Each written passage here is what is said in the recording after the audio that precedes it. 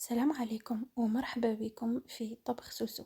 اليوم جيت نبارطاجي معكم هذه الوصفة المتميزة، بريوش تركي محشي بالشوكولاتة، رائع جدا. وصفة تستاهل التجربة. نروح مع بعض نكتشفوا المقادير وطريقة التحضير. هنايا كما راكم تشوفوا عندي ربع كاس ماء دافي، نزيد عليه ربع كاس حليب دافي، نزيد عليه ربع كاس سكر عادي، ونضيف عليهم ملعقة كبيرة خميرة فورية. نجيب فوي هنايا ونخلط المكونات هذه مع بعض.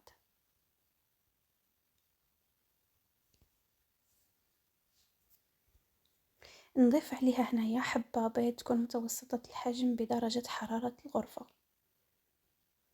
نضيف عليها هنايا 100 غرام تاع ياغورت ناتور أو زبادي، ونكمل نخلط المكونات ونضيف عليها هنايا كيس سكر الفانيلا. نكمل نخلط المكونات مع بعض.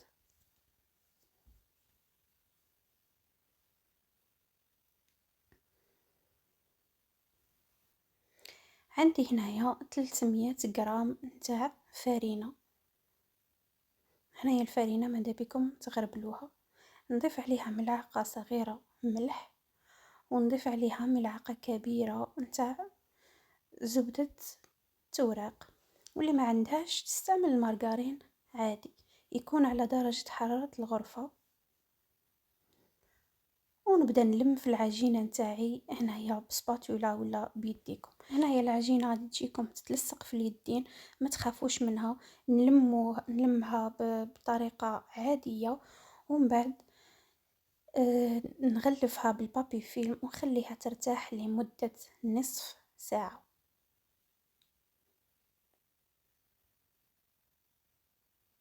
اذا هنايا بعد ما خليتها ترتاح لمده نصف ساعه رايحين تلقاوها خمرت شويه. نحاول هنايا نحي لها هذاك الخمور. هنايا ما متلصق لكم في يديكم، عادي كما قلت لكم ما تخافوش منها. هنايا نستعين بالفرينه، ندير الفرينه ونحطها فوق سطح العمل. وهنا كل ما تشوفوها تلصق لكم في يديكم استعملوا الفرينه، وندلكها هنايا لمده دقيقتين، ونبدا ندلك فيها بشكل متواصل حتى نتحصل على عجينه طريه. وهنايا نشكلها على شكل حربوش. وهنايا الطول نتاع الحربوش نتاعي انا اللي خدمته قطع لي 5 قطع.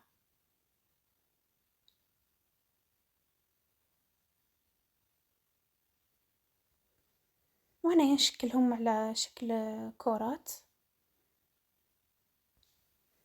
وهنايا بعد ما كملتهم نروح هذوك الكرات اللي تحصلت عليهم نعاود نفتحهم. هنايا نستعمل الفرينه، نستعين بالفرينه ونحلهم على شكل طولي كما راكم تشوفوا. هنايا تقدروا تحلوهم بيديكم ولا تستعملوا الحلال كما انا. ونجيب هنايا ملعقه نتاع شوكولاته الطلي، ونقوم بهاد الطريقه اللي راكم تشوفوا فيها. ندير الشوكولاته، نحاول نوزعها بشكل عرض، ومن بعد نلم هذوك الجوانب منا ومنا،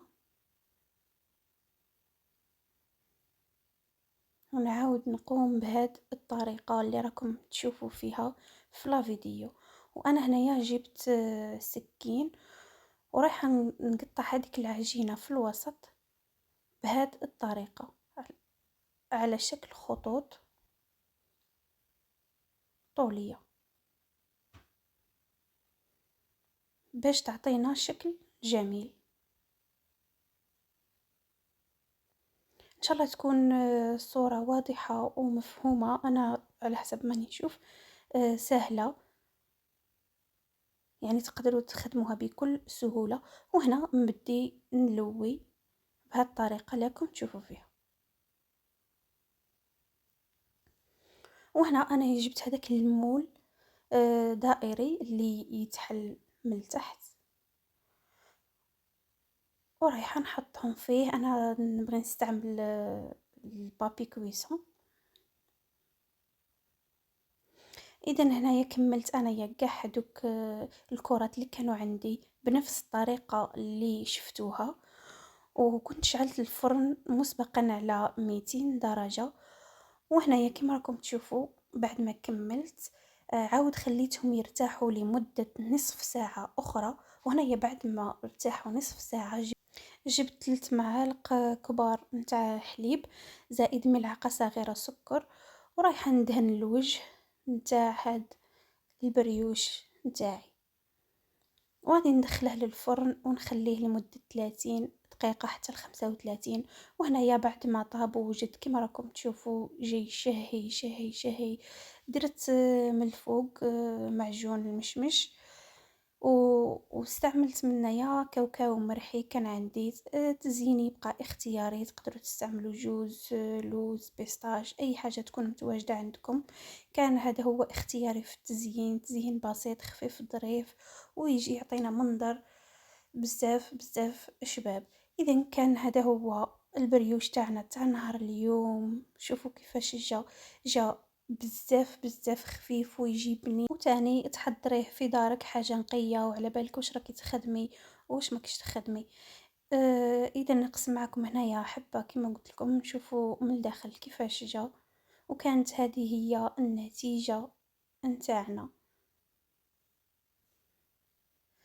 نتمنى انكم تجربوه ان شاء الله وينال الاعجاب نتاعكم. اذا كانت هذه هي وصفتنا تاع نهار اليوم، بريوش تركي محشي بالشوكولاته. ما تنساوش تخليوا لي لايك وتعليق اذا عجبتكم الوصفه، وما تنساوش تاني تشتركوا في القناه وتفعيل الجرس ليصلكم كل جديد. ونلتقي في وصفه اخرى ان شاء الله. مع السلامه.